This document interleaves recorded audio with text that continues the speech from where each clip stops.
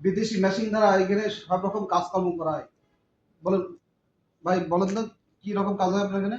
ভাই এখানে কাঠের যাবতীয় নকশার কাজ এখানে করা হয়। আপনারা যে মডেল দেবেন সেই মডেলেরই কাজ এখানে কমপ্লিট করে দেওয়া হয়।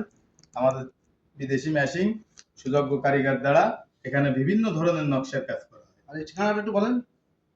মুরলী মোড়, মহসিন স্কুল মার্কেট, মেইন গেটের অপোজিট।